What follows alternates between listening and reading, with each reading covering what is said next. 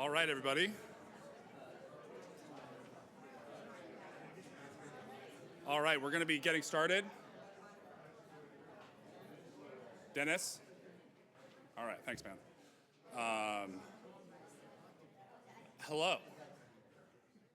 Hello. Hello, welcome. Firstly, a little housekeeping. Please turn your phones, do not disturb, silent, etc. That would be great. And welcome. Welcome, everyone, to another in Newton for Everyone's series of educational events. Thank you all so much for coming, both here and on the Zoom. We're particularly grateful to see some of our elected officials in the room. We have State Rep Amy Massangiolo and City Council President Mark Laredo, of people who I have seen. My apologies if I missed you.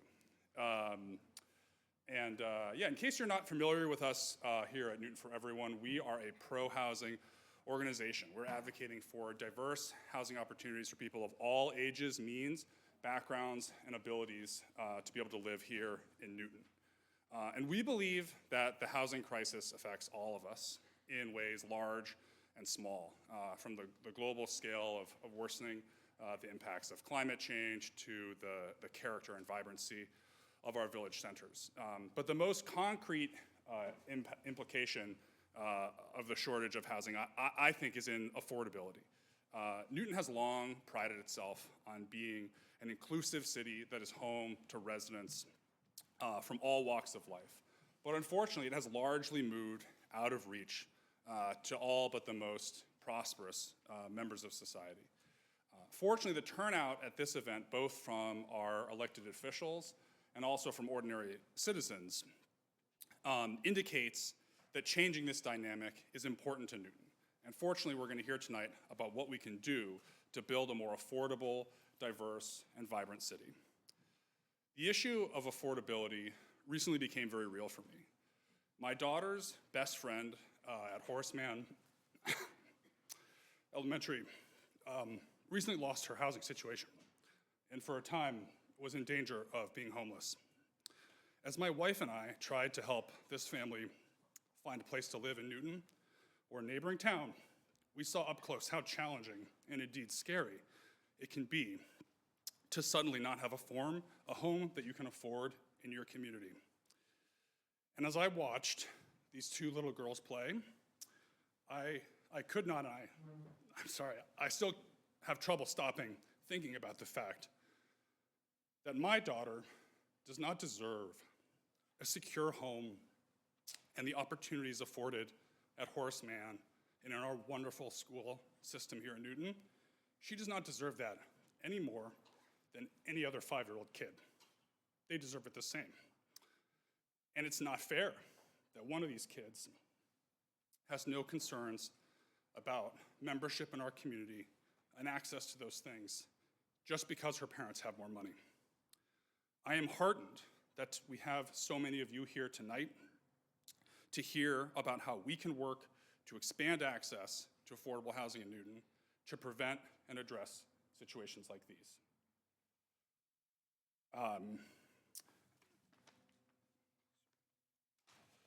Fortunately, we have the perfect guests here with us tonight to discuss this. We have Newton native and current resident Jason Korb here.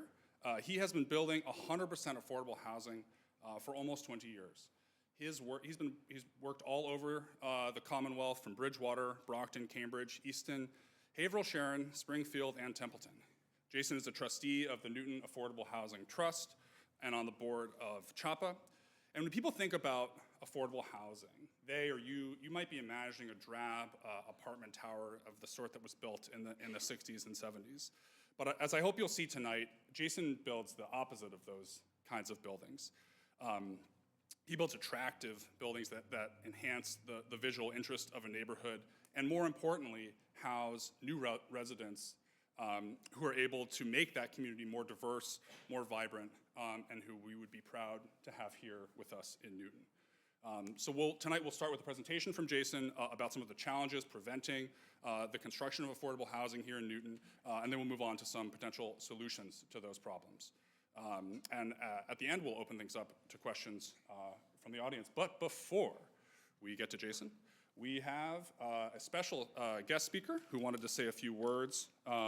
Congressman Auchincloss, please go ahead.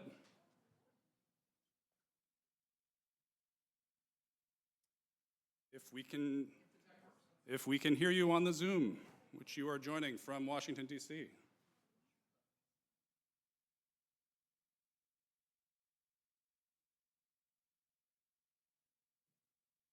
Good evening. Could you give me permission to turn on my video as well? Yes.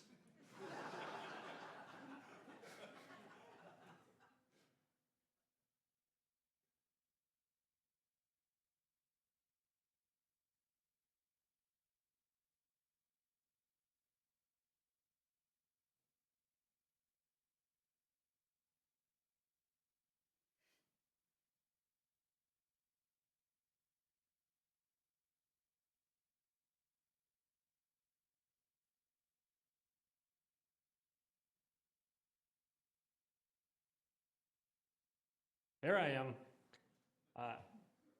Good evening, everybody, and thank you for giving me the floor. I saw this event and just could not resist an opportunity to thank you for your advocacy and your work.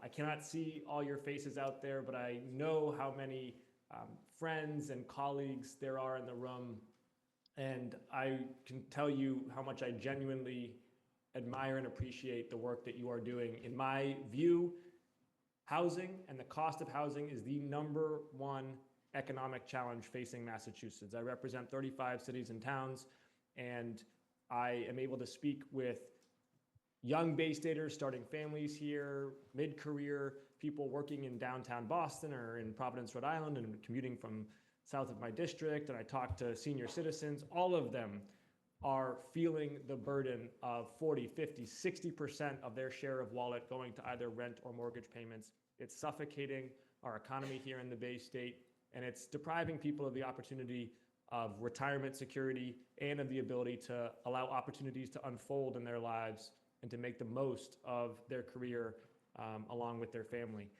We have to address this. The work that you're doing is critical for it. I'm trying to pick up an oar and row with you here in Congress. I've been a co-lead of 2 pieces of important affordable housing legislation last Congress. One was the Yes in My Backyard Act, which required recipients of community development block grant funding to explain how they were going to relax land use restrictions to build more housing, particularly that critical element of missing middle housing, those 2 to 20 unit complexes that create gentle density and so much infill supply of housing in areas that need it. And secondly, the People Over Parking Act. Some of my former city council colleagues will recollect how stridently opposed to parking minimums I am, as they really are cross subsidies away from housing that we need. And I've co-sponsored legislation that would try to ease out parking minimums in areas around federal infrastructure.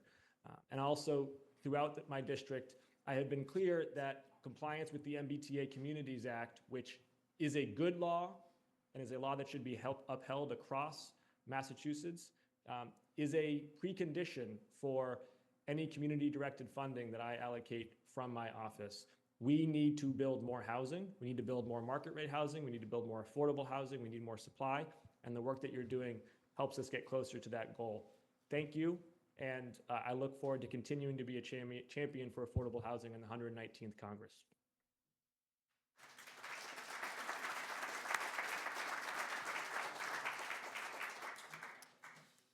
Thank you, Congressman, also for hanging with these technical difficulties. But without further ado, here's Jason with his presentation.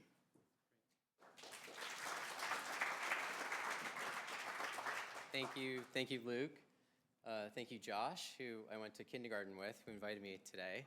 I do want to mention a few people. I know a lot of you in the room, but my fiance Eva is here, my colleague William, my business partner Matt, my friend from 2nd grade Jason is here, and then my ex-wife and her great husband are in the back with the kids for a few minutes, and then they're going to leave because they have to go to school tomorrow. But thank you for having me.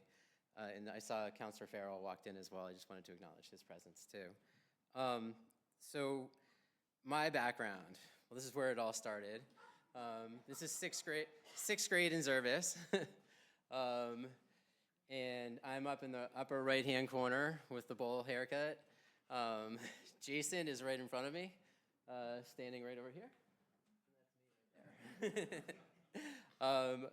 As was mentioned, I grew up in Newton. I grew up on Helene Road in the Zervis area, went through Newton Public Schools, and a lot of people ask me, well, how did you get into this business? And it's weird because affordable housing is what people are talking about right now. And I kind of fell into it when I went to Michigan. In my senior year, I took a class called Urban Redevelopment. It was taught by Professor James Chafers, and he was a professor of architecture, and I was also an Afro-American studies major. I heard this class was going to be amazing, so I go into the class, and he was this short gentleman with a very strong presence. And the first day of class, he put up on the screen a slide of a burnt-out building in downtown Detroit. And he asked the class, what do you see? And a person said, I see despair, I see hopelessness, I see a burnt-out building. And he's standing there shaking his head, and I was too scared to say anything at that point. And he said, let me tell you what I see. I see a community center. I see affordable housing. I see hope. We weren't actually even allowed to use the word problem in class. We could only talk about opportunities. And you know when you have these moments in your life that are like these pivotal moments that change the course of what you do? That was my pivotal moment in life. It was like that one moment where he put these slides up. He didn't have a projector like this. He had those transparent, I forgot what they were called now, right? Yeah. And that one moment changed my life. Before I took that class, I was going to go off to the Rockies and ski and hang out with goats, and then everything kind of just changed for me. And I fell in love with cities, and I fell in love with urban redevelopment. And I fell in love with what are the possibilities. A vacant building to me is affordable housing. It's what are the things that we can do to add value to our community, and how can we build community? And so when I graduated, I started off as a community organizer at Fenway Community Development Corporation. I did housing development for them. So I'm very entrenched. I was very entrenched in the nonprofit world, and still am. We have a project we're working on right now with a local nonprofit in Springfield. I went on to work at Beacon Communities, which is one of the largest developers of affordable housing on the East Coast, now across the country. And then in 2010, I started up my own company. Didn't have children at the time, and realized if I was going to go off on my own, that was going to be the time. And there's certainly been struggles, but I don't regret one moment of it. So we always say, and Matt and William and I always kind of say to ourselves, and we say to the public, we never will build anything that we ourselves won't live in. That's our standard, right? Whether it's market rate housing that we do on the side, or whether it's affordable housing, it has to meet that standard. And so I thought I'd take you through a few of the projects that I've worked on since I left Beacon, and then that will be the fun part of the presentation, and then we can get into some of the nuts and bolts and more of, oh, okay.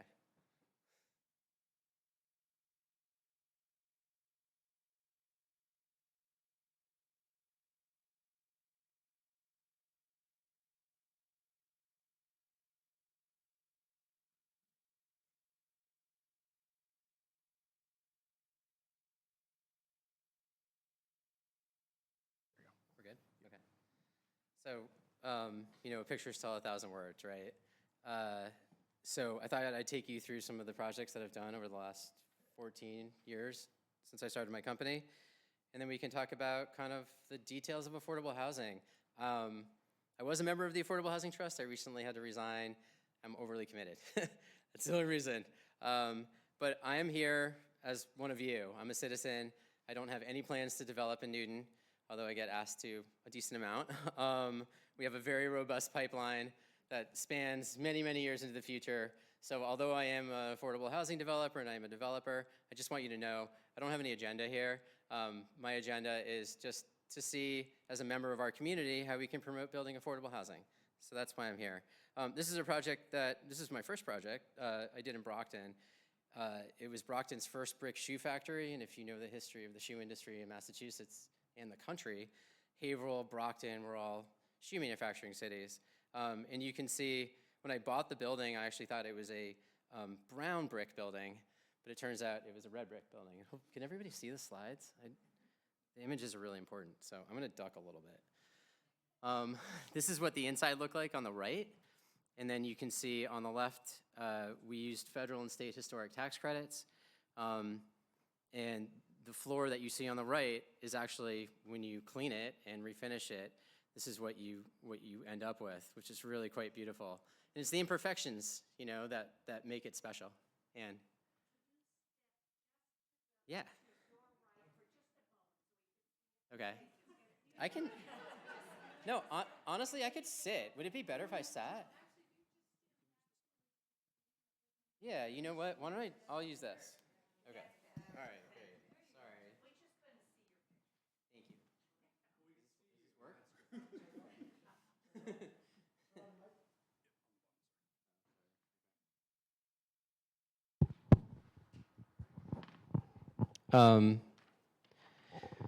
Is that better? Okay, all right, great. So you can see we found PCBs in the flooring, lead paint, asbestos. Obviously, we remediated it properly. And I had one resident tell me they felt like they were living in an HGTV show when they moved in. It was really wonderful. It was someone who actually was unhoused, so they moved from the shelter system into what they felt was like an HGTV show. Those are the things to me, that are invaluable, that stay with me forever, right? And the reason why I asked my ex-wife to bring the children today is because, that's what's important to me, is part of my legacy. This is very much my legacy, and I want them to see what I do. And hopefully they can emulate that in their own way. I'm going to go through. Here are just some other pictures. It was also a really interesting fact here was the Stalin Dean Company they sold baseball gloves and sporting equipment. And actually, it's rumored that the catcher's mitt was invented in this building, which is really interesting. If anybody wants to ever take tours, William's here to give tours. But we have a great historical chronology in the building. Okay, this is in Cambridge. It was a vacant site, really long, complicated history here, where this land was intended to be donated to the community. And we ended up building 20, and I should have said, by the way, Station Lofts was 25 apartments, 14 of which were affordable. The city of Brockton at the time really wanted mixed income housing. David was involved in that project. And 100% affordable was something that the mayor at the time wouldn't get behind. But we were able to preserve 14 of the 25 in perpetuity, and they were mostly for families. So Port Landing, 20 apartments. This is right on the edge of Kendall Square. It's in the Port neighborhood. And this land was originally allocated to the community in a very contentious process. My partner Sharon and I ended up getting control of this, and we built 20 apartments for families. Again, 100% affordable in perpetuity. And Luke mentioned sustainability. Sustainability is incredibly important to us. This was 2016. Passive House, many of you probably heard of Passive House, didn't exist at the time. So our LEED was the standard, and this became a LEED Gold building. This, and I'm not happy about this has 16 parking spaces underground, a giant waste of money, and something that we would never do now, but was required back 9 years ago. So, and here you can see the inside. We found an old map of Cambridge from the mid-1800s. And then you can see the finishes and the quality of the finishes. And this lady lived in the Port neighborhood, and we were able to get pictures of folks who lived in the neighborhood, and we put them up in the hallway and really tried to honor the community that way. So this is Frost Terrace. This was like Port Landing 2.0. So if you drive through Mass Ave, through Porter Square, you would see this project. It's just south, just before you get into Porter Square, coming from Harvard Square. This was a very complicated project. It's 100% affordable. The city of Cambridge really made this possible. They gave the project over $10 million, which is the only way that we could have accomplished a number of different things. Saving 3 historic buildings, saving trees, sort of honoring the streetscape of Mass Ave. A lot of the things that we did here were very, very expensive, and the city was committed, because of this location especially, being on Mass Ave and being so prominent, the city was very committed. And you can see it was an abandoned house, and then there were 2 houses behind it. And I have and this project was 2021, 3 parking spaces on site, all of which were handicap only. And what I think is interesting is this was sort of revolutionary for Cambridge at the time, and if you know what Cambridge did subsequent to that, they said that parking wouldn't be required at all for future multifamily development, and that includes affordable and market rate. And I think this helped spur that, which I personally think was a good thing. So we ended up moving a house, and here's a video of it. So on the first day, we moved it forward, and then on the second day, we moved it sideways. What was very interesting about this project, too, was the church next door, which is part of Lesley University, had also been moved 1 lot over. And by doing this, we actually brought the church and the house back into historical alignment, which I thought was really interesting. And I probably should have included a picture of it. And here's the opening. And I know there's a lot of talk about trees, and there's not often a lot of right or wrong answers here. But from my perspective, we do our best to save trees, and we do our best to save open space. We had a neighbor here. We had a horse chestnuts tree on one side of the parcel, and she said that she would chain herself to the tree if we tried to take it down. So we didn't take it down. We built the building around it. But the more impressive tree is this oak tree that you see. It's one of the largest oak trees in Cambridge. And we were able to save that, and that was something we were really proud of. And these are 2 houses behind a 5-story building. I should mention, with this project, we did end up building a basement. The neighbors didn't want us to go above 4/5 stories. It was very expensive, and we could have provided a number more apartments if we had not been required to go down, and we had been allowed to go up a little bit more. And if you do look at this project from across Mass Ave, I think most people would say it could have gone up a little bit higher, and no one would have been harmed. So this is the McElwain School. This is the most recent one. This is a vacant school. And vacant schools provide a huge opportunity for building affordable housing. Councilor Farrell came to visit, which I appreciated. This was 3 buildings. We ended up building 57 apartments, mostly for families. 51 are affordable in perpetuity. And what was exciting here is this is our first passive house project. For those of you who are not familiar with passive house, it's probably the highest level of energy sustainability out there. It's about building really, really tight building envelopes.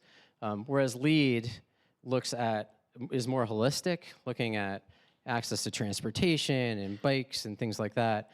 When you build a passive house building, you are building a building that leaks basically no air. It's pretty amazing. So what that means is utility costs are incredibly low for residents, both in the winter and in the summer.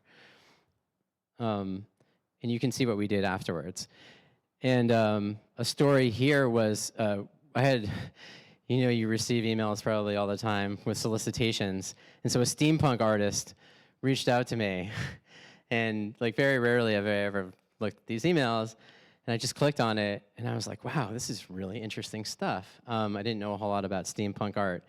And other developers have redeveloped schools, and they've done a really fantastic job. And then I turned to Matt, and I said, how can we differentiate this project? Maybe we should put a steampunk sculpture out front. And it's been really great. It's a flying shoe. So the background is Bridgewater, just like Brockton and Haverhill, was a shoe capital of the country, right? And Mr. McElwain, his family donated the land for the school. And so he was a shoe baron, and he had the $2 shoe. So the steampunk artist thought, well, we can make a shoe, and then we had heard really great, fantastic stories about the school and what transpired in the school and the wonderful education that the kids got and how creativity was being promoted. So he thought a flying shoe would be interesting. And it has spurred this really fascinating discussion across Bridgewater. Some people love it, some people don't like it, but everybody finds it interesting. And so my point here is, you know, this is more than just about housing. This is about how do we really build community? How do we involve people who might not necessarily live in the apartment, but they'll stop by and they'll look at it. And we have a plaque outside commemorating it. And so it's just something that we really enjoy doing, and we're willing to give up more of our fee to be able to do that. And then here's some, I'm gonna go on many before and after pictures that I think are really interesting. And I'm gonna talk a little bit more about this later in the presentation. But the town put out an RFP, a request for proposals for the school. And they supported us in a lot of different ways. Through CPA funds, which is the Community Preservation Act, which Newton has. I think most of you, I see a lot of shaking heads, most of you are familiar with that. Those are funds that are matched by the state at varying levels depending on the year, and they have to be used for either open space, historic preservation, or affordable housing. This project encompassed all of those three, and I'll show you in a minute how. Historic preservation, restoring the old school, affordable housing is what I talked about. They also reduced their fees. Some of the building permit fees we pay on these projects are $400,000, $500,000, right? They're incredibly high, and they were willing to abate some of those fees. We use the comprehensive permit process, and I know a lot of people have a negative connotation toward that. I'm going to talk a little bit more about that later. For these types of projects, it's very, very helpful at expediting them and moving them forward, even in towns that have surpassed their safe harbor. And then advocacy. And I'd say this is like one of the biggest, and here's, by the way, the after.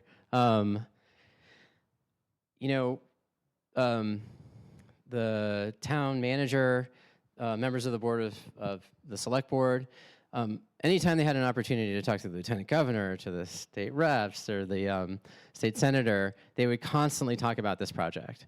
And from our perspective, that's what we need. We don't go into communities where we're going to have a fight. We're here to help implement your vision. And I'd say that's not just myself and my company, but that's a lot of the folks that are involved in affordable housing, whether it be our nonprofit partners or our for-profit partners.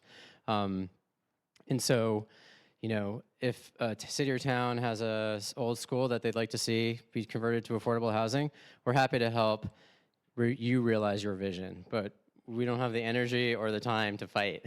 And so Bridgewater was great at advocating for us, which was really helpful in this project. I'm going to talk about AMIs and all that stuff shortly, but here's just some other information. I mean, you can see the transformation, right? It's like the building went to sleep, and then we were able to awaken it. And here's just another before and after. We kept the old chalkboards, which people love. Adults and children love it. They're in the bedrooms. They write notes to each other. It's pretty fantastic. And then the other components of the project, we were able to buy a Greek Revival house next door and maintain 3 units there. It allowed us to get some additional parking. Bridgewater is not necessarily Cambridge or Newton. And then we were able to build this 3-story passive house building at the rear. But all the details, you know, design is really important. And we built a public playground, a nature-themed playground, so you can see the trees. The site has a lot of trees, many of which are quite mature, and we were able to maintain them and also integrate them into the playground. There's a community room that community groups are allowed to use. We actually bought 60 chairs and we put them in a closet. So if like the garden club, or I believe there's another club that wants to come and hold their meetings, they can do so for free. And then we provide a fitness center to our residents. So that was the fun part of the presentation. Oh no, this is, okay. So let's take a step back for a second and talk about affordable housing. And what is affordable housing? And I'm giving you the technical definitions, okay? I'm not saying I agree with these or disagree with them, and in some cases I actually do disagree with them, but these are the technical sort of definitions that in our industry. So we talk about the area median income. So we look at typically 80% or less of the area median income, and I'll explain that in 1 second, starts kind of affordability. And what's happened though is you've probably heard middle income housing, like 100% of the area median income or 120% of the area median income, because folks who make $150,000 a year have trouble affording an apartment at this point. But typically it's 80%. For the projects that I just showed you today, it's all 60%, 50%, and 30%. It's lower than 80%. And that's mostly driven because we use a subsidy called the low-income housing tax credit. And it has been responsible since 1986 for creating more affordable housing than any other program across the country. It's an amazing program. I could spend 3 hours up here talking about it, and will not do that tonight. But what it does is, in terms of calculating what is the area, right? So the area is, Newton is in this metropolitan statistical area, okay? And what you actually have to do is you have to overlay 2 maps on top of each other. One is the Boston, Cambridge, Quincy, Mass, New Hampshire MSA, which you see here. And then if you put Middlesex County on top of it, that's the area that they look at, okay? So it's basically Middlesex County in this purple area, right? And I'm sorry if I'm getting too technical, but it's pretty important. So you take a community like Brockton, which is part of other communities that have much higher income, it actually distorts the income in Brockton, right? So the 100%, if you looked at the median income in Brockton, right, 100%, you'd still qualify for 60% housing because the rents get driven up so much. It'd be by the adjacent communities that are part of this metropolitan statistical area. Okay, I'm just gonna go through this. So when is housing considered too expensive? So HUD says, and this is generally recognized, that 30% of one's adjusted gross income should be spent on rent and utilities. Any more than that, and you are cost burdened. And I know it probably seems like a low percentage. It used to be 25%. It was actually Senator Brooke, as part of the Fair Housing Act, passed this, and it was originally 25%, and now it's 30%. So a lot of people are cost burdened right now, and housing is very, very expensive. I know I probably don't need to tell this group, but I pulled up a whole bunch of statistics, and I have all the references in here. 42% of renters in Newton are cost burdened. The Newton Housing Authority has a 10+ year wait list for housing choice vouchers, which is a family program. And I just got on a website and I was able to pull down the median. If we remember back to like math class, the median is the middle, right? Not the average, which is the median salary in 2023 for City Newton employees was $75,000 and $66,000 for Newton Public School employees. The average Newton 2-bed is $3,000 and 3-bed is $4,300. I pulled that off MLS, recent MLS numbers. So the point, though, is a 2-bedroom household, in order to not be rent burdened, would have to make almost $130,000 a year to afford a 2-bedroom in Newton. A 3-bedroom, you'd have to pay $180,000. You'd have to earn $180,000 a year.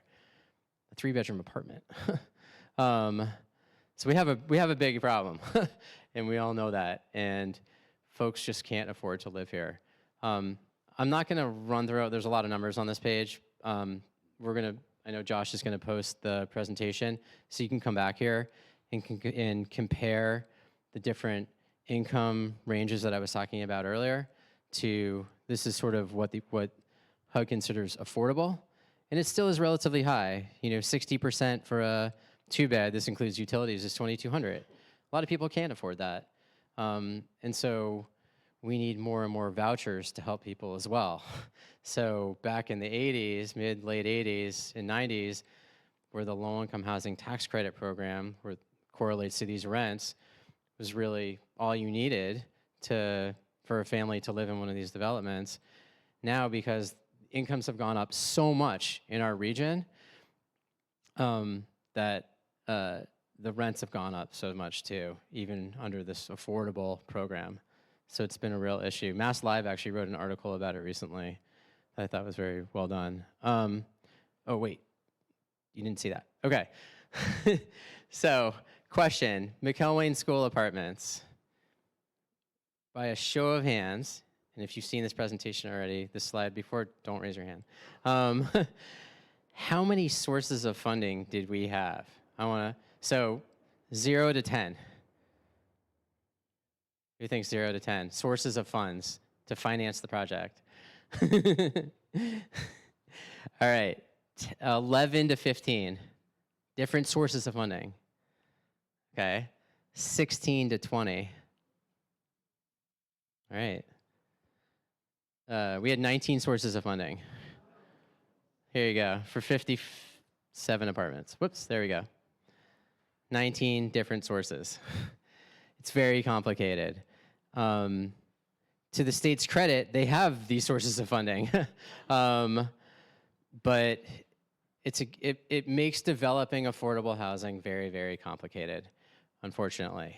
And so unless you've been a practitioner in the industry for many years, it's hard for a market rate developer to come in and say, I'm going to build 57 units of housing, 51 of which are going to be affordable in perpetuity.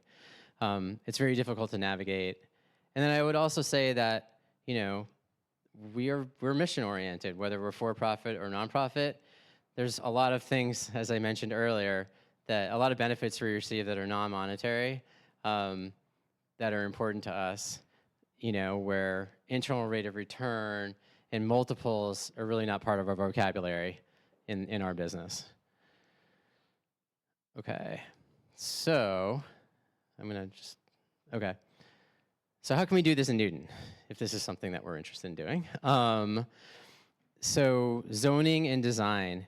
I mentioned a friendly 40B. If you're not familiar, 40B stands for Massachusetts Chapter 40B. Chapter 40 are all the zoning regulations in Massachusetts.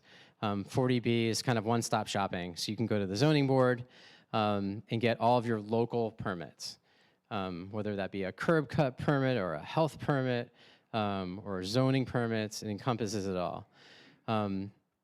The standard, though, typically is cities and towns that have not met what is called 10% of their housing stock being affordable, or 1.5% of their land area including affordable housing, then they're subject to a comprehensive permit, a developer coming in and applying for this. Newton is above their 10%.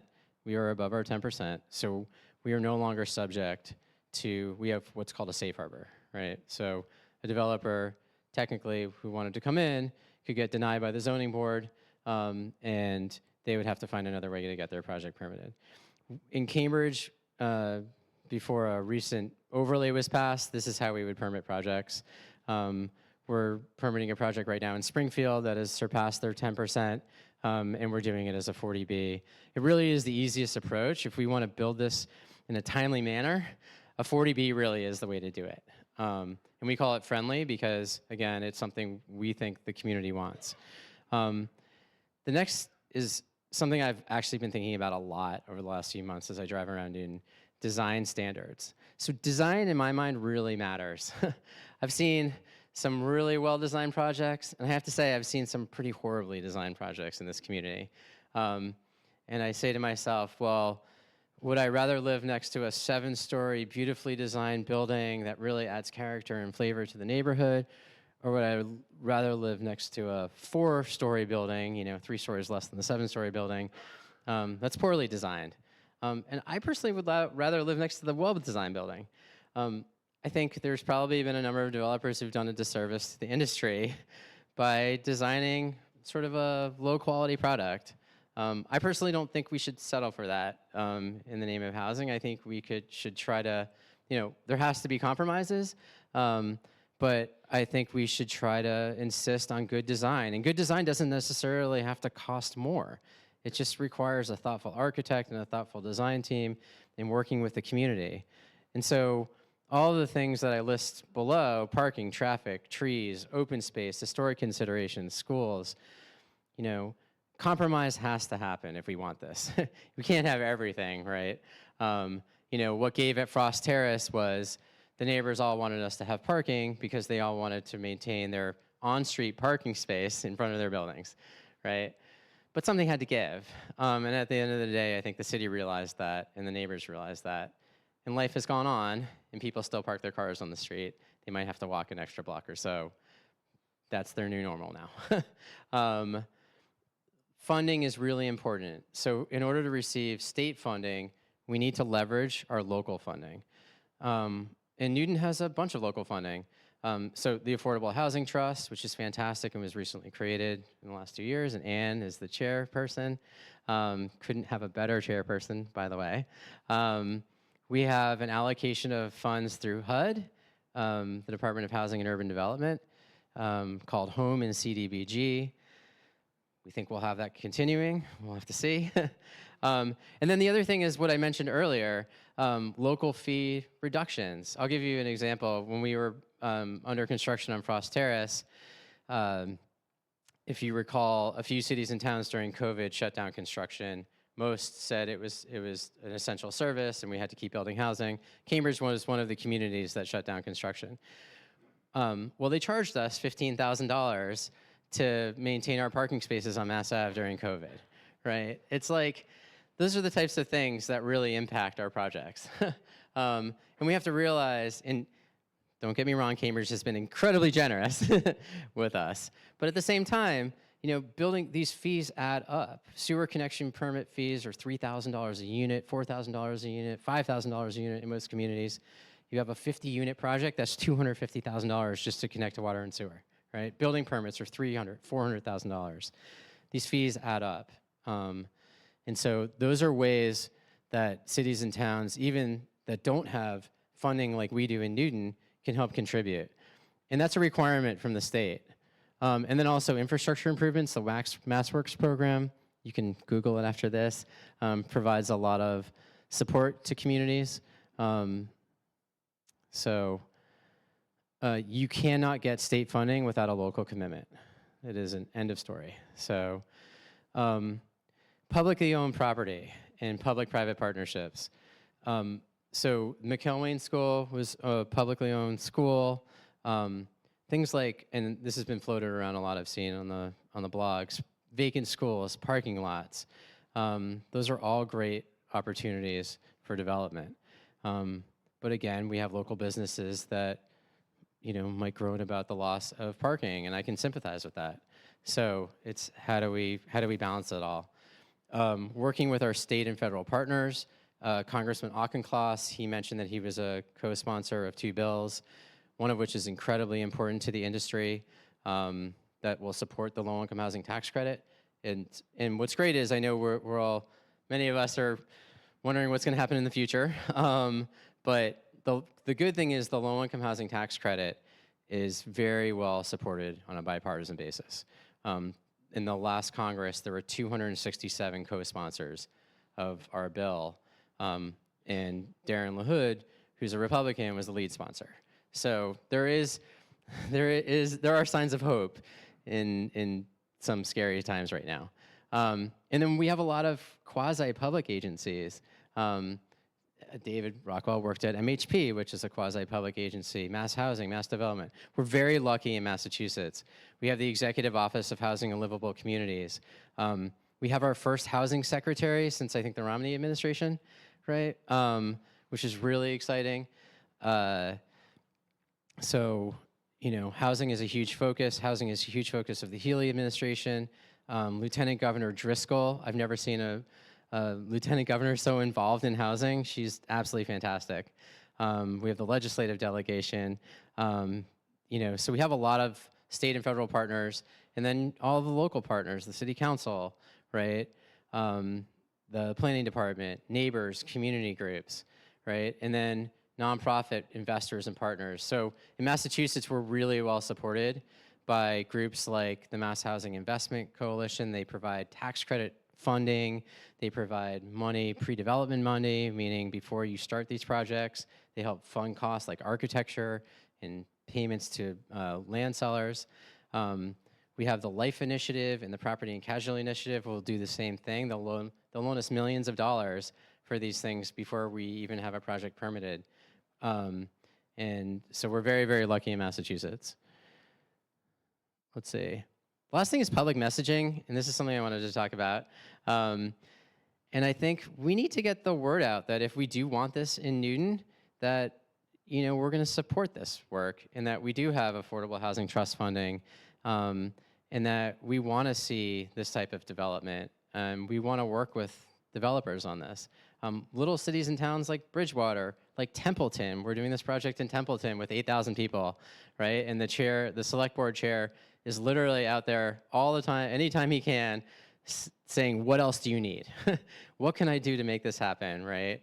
Like, seniors in our town don't want to have a single family house anymore, and they can't afford, we don't have any rental housing.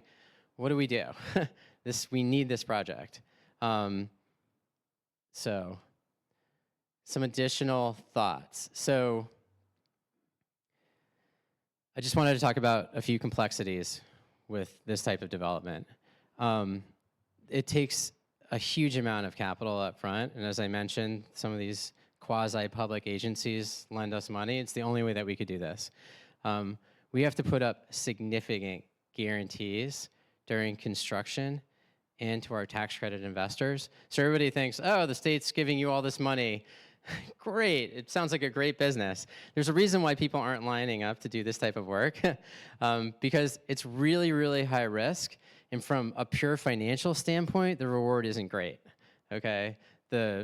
When you add it up collectively, the non-monetary benefits that we receive, then it's worth it to us. But we have to, imagine saying, okay, I'm gonna put up all my net worth, all of Matt's net worth. My partner, Sean, he walked in the room. He's in the back. He's my partner in Cambridge, too. For a fixed fee at the end of the day. It's pretty scary. So you really have to believe in your team. And you're really into these projects, like $2 million before you close on the construction and start. And you do get that money back when you get to that point. We've been working on Templeton for 5 years, right? And then there's like the opportunity cost of time, right? So if Sean and I spent 2 years permitting a project in Cambridge, just north of Porter Square. We literally spent 2 years of our life, and we got shot down by the zoning board. And we got nothing. We're back. We're back and better. But, we've owned that project now for 4 or 5 years. All these bullet points are a little bit random, but are sort of not cohesive. But scale has come up too. Someone mentioned, why don't we just build a 10-unit project, right? Well, we always say a 10-unit project takes the same amount of work and same amount of time as a 100-unit project. And we all have to work for a living, right? Like, I'm not gonna, I have to support my family. We work really hard, and we deserve to be compensated for our time. And a 10-unit project can't get us there. The amount of the years that we put into these projects and the amount of risk that we put forward just do not compensate us for that.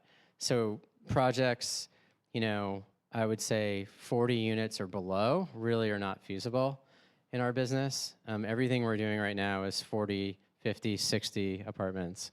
And then I do want to mention, so the program, the LIHTC is Low-Income Housing Tax Credit.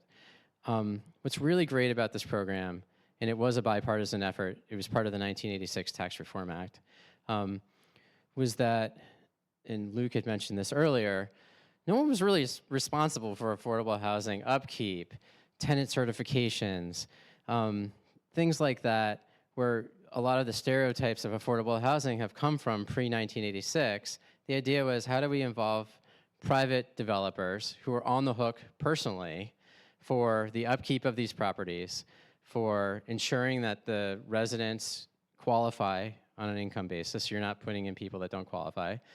And they came up with this program where you get these tax credits, and if you don't comply, then the government takes back the tax credits, and we have to write checks. So it's a really great incentive, though, to ensure that these buildings are well maintained, are built well. We have to own them for at least 15 years. That's a requirement. So if you think about it, when you're making a decision about, well, should I put on the better roof or the not so great roof? Because if you're going to be around for 15 years, you're going to put on the better roof, right? You're going to put in the better windows. It was kind of a genius program, the way they developed it. And so we're long-term owners. We're going to be owners, and even though we have to own for 15 years, typically you end up owning in perpetuity. So you really become a part of the community. You are really heavily invested in the infrastructure, and it's a great program. And then we do hear a lot. We're hearing a lot right now in Cambridge in a project that 4 of us are working on right now, is, well, nonprofit developers should be doing all of this work. And hopefully, I've shown you that I'm a for-profit developer, but I think, equally as committed as a nonprofit developer. We all do great work. Anne was the head of a nonprofit developer in Chelsea that did fantastic work and continues to do fantastic work. I think we all have a lot of respect for each other. We partner with each other. We all bring a lot of value to the table. In the private world, we can bring some additional financial resources that nonprofits may not have. We're partnering with a local nonprofit that wants senior housing in an abandoned school in Springfield right now, and they wouldn't be able to do it on their own. So, to blanketly say, well, all affordable housing has to be built by nonprofits, I just don't. I think we've proven that it doesn't necessarily have to be that way. And also, I just want to mention that our developer fee and overhead is capped. Whether you're a nonprofit or a for-profit, it's all the same. It's exactly the same. So we all make the same amount. And this stat I got, which is 40% of subsidized units in Massachusetts are developed by for-profit developers, just so everybody knows. Okay, a few additional thoughts. I know we're running out of time. I'm just going to run through this very quickly. Public benefits. A lot of these vacant buildings cause huge liabilities for cities and towns. They have environmental costs. People break into them. There's a lot of arson risk, huge liability, lots of carrying costs. It raises the city or your town's insurance premiums. And there's a lot of really great economic benefits too. So a school is not on the tax rolls. When we buy it, it gets put on the tax rolls and we pay taxes. Some of our residents, depends where you are, have cars. They pay excise taxes. We create, on a 55-unit project, we'll create 55 construction jobs for 2 years. We'll create 3 or 4 permanent jobs. We will pay permits and fees. We will have residents who are only paying 30% of their income on rent, which means they have disposable income that they can spend at local businesses. And a lot of businesses around here only serve 4 days a week because they can't find enough people to work. Well, now you're moving residents into the area that can fill these jobs. And then historic repurposing and saving all the buildings that we love. And I just put the Armory picture up there as an example. Second to last, sorry, Luke. Here's some policy that's happening. And I'm sure the representative can talk more about this, but I just wanted to mention a few things. I mentioned the first one already. There's a lot of big things coming up in Congress right now that's going to impact funding for housing. The debt ceiling expires in July. In order to keep the government open, there needs to be another continuing resolution in 2025 in March. And there's going to be a reconciliation, and clearly Trump has indicated that there's going to be a massive tax bill, or at least an extension of the tax cuts from his last administration that are expiring. So we have to pay for those cuts somehow. And I think a lot of us are very concerned that housing will also be on the chopping block. That being said, the Republicans and the Trump administration have indicated that housing is a huge priority of theirs. So I think there will be a focus on housing, increasing housing supply, and some deregulation, some of which may be good, some of which may not be good. Project 2025, which I'm sure most of you have heard about, and if you read the chapter on HUD, some of the things you may agree with, but other things are very scary, especially around fair housing. there's something called affirmatively furthering fair housing. The Trump administration got rid of that and last time, and they're most likely going to get rid of it again. So I think fair housing issues are going to be a huge, huge concern. Luckily, we're in Massachusetts, and we have a really strong legislature that supports fair housing and governor that supports fair housing. So those are kind of the things that are impacting our business on the federal side. On the state side, you probably have all heard about the housing bond bill, which is the largest piece of housing legislation ever passed in the Commonwealth. It's very exciting. There's a lot of funding associated with it, as well as a lot of policy that's very, very good. And then the MBTA Communities Law, which I'm sure most of you are familiar with. So in closing, we talked about buildings, we've talked about amenities, we've talked about zoning, but like, this is why it matters to me right here, okay? So on the left side of the screen is one of our residents at Station Lofts in Brockton, who was like one of the first to move in. She still lives there. And we found out her bed had collapsed. And so the property manager and myself, we just chipped in and bought her a new bed and bought her, a new bedspread, and she couldn't be happier. And she loves living there. She bags groceries at Stop and Shop, right? On the right side of the screen, you can see Sean in the picture with me. There is a nonprofit in Cambridge that does fantastic affordable housing work named Justice Start. Right before the holidays in 2017, 16, 17, something like that, there was a devastating fire, and everybody lost everything, kind of like what's similar to what's going on in LA, obviously not the same scale. And this family literally only had the clothes that you see them wearing in this picture. So we all banded together, the contractor, Sean, myself, and we raised $10,000, and Representative Decker, who represents the district there, took them shopping, and we were able to get them all new clothes and furniture, and we were able to support other families too. So while we're building, and we were able to move them into this apartment that we had just opened, just down the street. And the great story is actually, at the end of the day, 3 years later, St. Stephen's, which had burned down, was rebuilt, and they moved back. That was great, but in the meantime, we were able to provide them with a really nice 3-bedroom apartment that they could live in. In the McKellen School, so, these buildings tell stories, and I always say that schools are one of the most, if not the most important buildings in a community.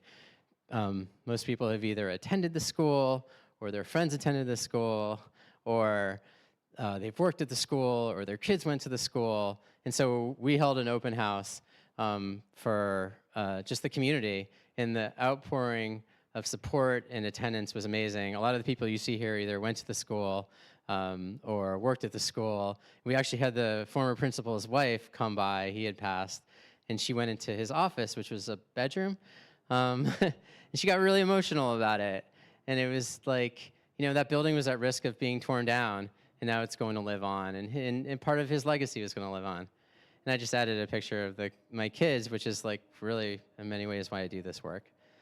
Sorry it was long. I probably went over by like a ton, but thanks. So I'll walk around with this. You can answer the questions on that. Yeah, sure. All right. Well, yeah, thanks. Please thank Jason. That was great. We're going to now open up things for questions from the audience.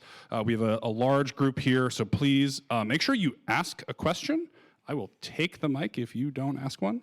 And do try to keep those questions to about 30 seconds, and I will help you with that again if that's hard. And if you're on the Zoom, put your questions in the chat, and we will intersperse them with the questions live here. We'll do a couple minutes of questions here.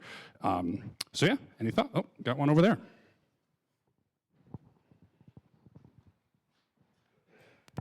Thank you so much. That was really interesting presentation. So Massachusetts has all sorts of great stuff. Why do we have such a housing problem? That's a good question. Yeah, sure. Sorry, the question was Massachusetts has a lot of great stuff about it, but why do we have such a severe housing crisis? Sure, I can give you my opinion based on both my work and also a lot of the reading that I do. It is absolutely a supply problem. It's basic microeconomics. we just don't have nearly enough supply. And honestly, I do think much of it comes down to zoning and our restrictive zoning, and the fact that it is, it is so hard to build housing here. It is incredibly difficult. The fact that we couldn't permit 48 apartments just north of Porter Square, that was going to be a passive house building for 48 families, right, in perpetuity, affordable in perpetuity, next to, I would say arguably the most resource-centered area of the country. Like, that shows there's a problem, you know? Like, we have to stop blocking housing. So, yeah. Hi, thank you. I have about 40 questions, but I'll stick to one. Talk to us about how you handle neighbors when you start these projects and when they get word that there's going to be an affordable housing development next to them, because I know that that has been historically a problem. Yeah, you want to repeat the question? Or, oh, okay. Oh, yeah, okay. So how do we handle neighbors? I think we try to be as respectful as we can. I think we try not to have preconceived notions about why someone might either, in most of the cases, a lot of the cases, oppose a project. And we try to believe that everybody has good intentions. It's obviously not always the case. We do, absolutely, we meet with them. Yeah, so we've been in lots of living rooms. We've been in lots of community centers, lots of senior centers. Yeah, I think it's definitely listening. We try to do a visioning session first, where we don't actually put up images. You know, we'll try to, internally, we'll obviously have some concepts. But like, we're doing this project on Mass Ave again that we've brought back, and we had done some internal sketches, and then we had a community meeting that was just a visioning community meeting. And we're changing a bunch of what we already did based on community feedback. It doesn't necessarily mean we're going to agree with everything. If someone says, well, your 12-story building should be 3 stories, you know, you're pretty far apart at that point, right? But yeah, it can be challenging. There was a really great article in the New York Times a number of years ago. It said something like, when did not in my backyard become not in my neighborhood? And it goes through a little bit of the history of zoning and how zoning was to protect you originally from like a real nuisance next door, like environmental hazard or noise, right? And how it's become this thing where like that project way down the street, you know, I don't like it, so I'm gonna try to block it, right? I don't quite have the name of the article right, but I think it's a really great article and it talks about that, so. I get to read the questions coming in from the Zoom. We have somebody asking if you've been able to house people with disabilities who are very low income, living on government-provided income like Social Security, SSI, That's a great question. I should have addressed that in the presentation. Yeah, so the Commonwealth actually has some really great programs. One is called community-based housing. Another is called AAHG. We have a lot of acronyms in our business. But yes, the Commonwealth provides support for both capital subsidies, meaning subsidies we use to build a building, as well as to support folks on a fixed income who need rent assistance as well. So we do. We actually, so the building code requires 5% of your apartments be fully accessible. We usually take that further, and we'll have a unit, every single unit type will have at least one accessible apartment. So if you have, you know, 5 different unit types and you only needed to build 3 accessible apartments, we'll have 5 accessible apartments. All of our other apartments are what we call visitable, meaning someone in a wheelchair can access those. So, yeah.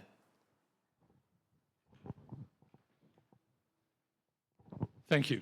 I'm one of those people who a year or more ago said, well, why don't we get more nonprofit developers to come in? And someone said to me, you need to meet Jason Korb. And I did, and I've had the great pleasure to meet with him a couple of times and to go out and see some of his work, and it's extraordinary. I do have a question that's coming up, but one of the things I want to say is that I'm really happy to see some of the people who are actually working on the laws and ordinances in the city who are here listening. And one of the people I'd like to note is Mark Laredo, who's the current president of the Newton City Council, and from my perspective, I'm really pleased to say he's going to be running for mayor of Newton. And I'm really pleased to see him here and listen to these ideas. Always pleasure to see Amy Sangiolo. We have another city councilor, Randy Black, back here. And the only reason I do this is because we are the people, we are really concerned about this low-income, affordable housing in the city. And we want you to know that we are thinking about it a lot. And my question, Jason, is how do we get you to add Newton to your list? I appreciate it. I have a lot of respect for Councilor Farrell, and we've spent a lot of time together. I think I'm best suited right now to be a citizen, helping to find folks that can contribute and make sure that, hopefully people are doing the right thing. And that, because we're very committed. My fiance and I are very committed to living here. We'd like to buy a house. we rent too. It's not so easy, even for us, right? And which says a lot. So I think right now, I very much appreciate, I'm honored and appreciate it. For now, I'd like to be an advocate. But thank you. Could you give more examples of partnerships between nonprofit and for-profit developers? Is that a path to giving more options to develop more units? Yeah, I would say absolutely. There's numerous examples. I think the West Newton Armory is an example between Civico and Metro West CDC right here in our town, and I think that's the first low-income housing tax credit family project we've ever had. I don't know. Yes, Henry's shaking his head. So yes, which is pretty amazing. We've had a number of senior projects and elderly and disabled, but to have so that's an example. Beacon, my old company, just finished a project in Beverly with Harbor Light. So we're doing a project in Springfield. So yeah, there's a lot of benefits to bringing in a nonprofit. I would say, I'm seeing my friend Josephine here. I didn't talk much about services and things that are very near and dear to her heart, which are really important. And nonprofits bring a lot of that experience. One of the things I wish we could do more of, or wish we do more of, and we should, is focus more on services for individuals and how can we empower them from an economic standpoint, a job standpoint. It's really something I think we need to focus on, and nonprofits bring great experience with that, so as well. And also serving lower income individuals and households. Because as I said, the low-income housing tax credit program really doesn't serve the folks I think it originally served, which is unfortunate. So, but to that, sorry, David, to that point though, the state has done a really great job of increasing the amount of housing vouchers which help people pay their rent. So, other questions?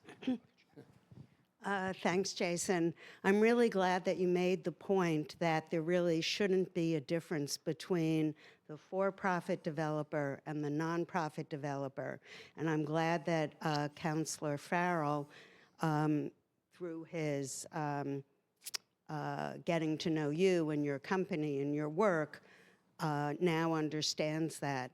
All too often, people who are running for council in Newton and some people who are on the council continue to advocate for development to be only by nonprofit developers. And I hope for everyone who's here tonight that if we hear anyone saying that, we will quote Jason, and we will refer to the provision in, I believe it's chapter 40B, that caps the profit that the developer can make. And as Jason said, it's capped at the same level, no matter whether the developer is for-profit or not-for-profit. So thank you very much. Please do ask a question. You gonna ask a question? To what extent does the development of market-based housing either influence your business, crowd you out? What's the impact, or what kind of competition That's a really exists good there question. and hurts the development of more affordable housing? That's an excellent question. I would say 5 years ago, we were constantly being beat out by market rate developers that could buy a site and close in 60 days, right? They had tons of institutional capital behind them. They were willing to take development risk. We don't see that anymore. With the rise in interest rates, a lot of people have permitted multifamily housing that they're looking to sell. They can't financially make it work. So as you see what's happening, you probably read in the papers, you can even just see it around town. Market rate housing has basically come to a standstill at this point. So we're really well positioned. We don't see market rate developers as competition as we did before. But previously, and if interest rates fall again, and at some point market rate housing will become quite viable, it's very difficult to compete. And that's where Cambridge, for example, puts up a significant amount of funding for acquisition. So we just purchased, and it's public, we purchased an $18.3 million 1+ acre parcel of land behind Frost Terrace, and we're gonna build Frost Terrace 2. We don't know how many units it's gonna be yet, but we would never have been able to buy that parcel. It was marketed by Cushman & Wakefield. They received a number of different offers. We would have been beat out by a market rate developer in that case. So in the Cambridge market, and possibly in the Newton market, there is still some competition, but it's not as steep as it was before. So, yeah. Maybe a related question. What are the big levers that could be pulled to reduce your cost of construction and thereby make more affordable projects possible, make them work financially? And maybe I'll add on my question to this, because this is an audience of people who I think are interested in seeing more of that. What are things specifically that we here in Newton should be looking to do to help, maybe not you, but your colleagues develop more affordable projects? Sure. That's a good question.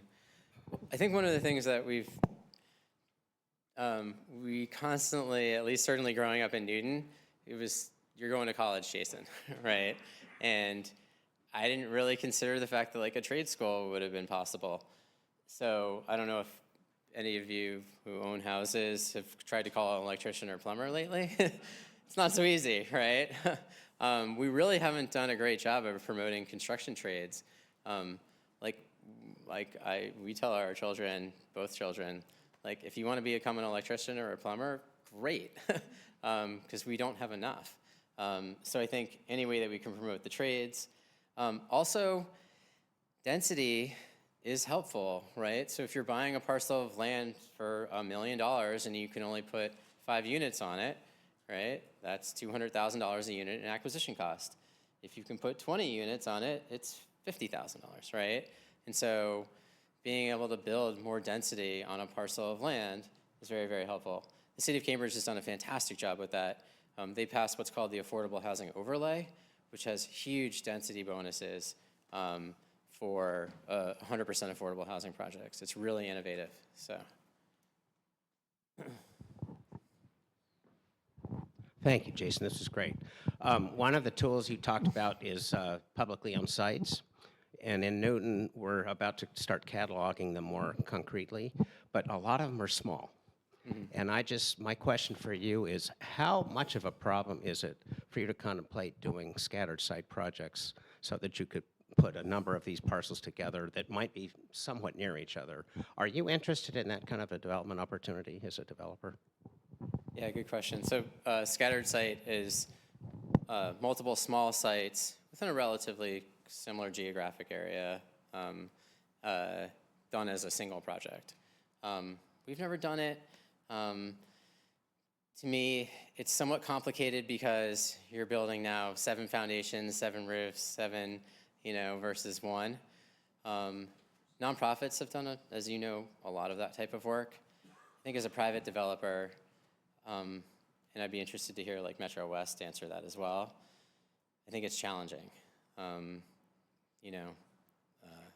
I think a single site where you can support 40, 50, 60 units of 100% affordable, low-income housing, tax credit housing is really the cleanest way and the fastest way to get it done. But I never want to say no, so just that's my own perspective, though. All right, well, thanks again, Jason. That's all the time we have for tonight. I want to thank you one more time. Thank you so much. Thank you. Feel free to reach out over email. Yeah. So we'll leave it there. We really appreciate Jason coming. We also want to thank Dennis Milligan for helping with all the audiovisual stuff. If you enjoyed this event and would like to hear more about events like this or to help us grow the supply of housing in Newton, please sign up for our newsletter. There's QR codes and there's a list on the door. You can point your phone at this thing if you're into phone pointing as well. That's perfectly fine. We'll have some more events in the spring of 2025 about the connection between housing the environment, workforce housing, and how market rate housing can contribute to affordability. And lastly, we have a request to make of all of you. If you're a supporter of affordable housing, if you weren't, thanks for coming, and hopefully now you are. But please reach out to the City Council and tell them that you want to take action on some of these recommendations that Jason's giving us tonight and support more affordable housing in our community. We'll be sending you an email tomorrow with a tool to help you do that. And yeah, that's all. Thank you, everyone, and good night.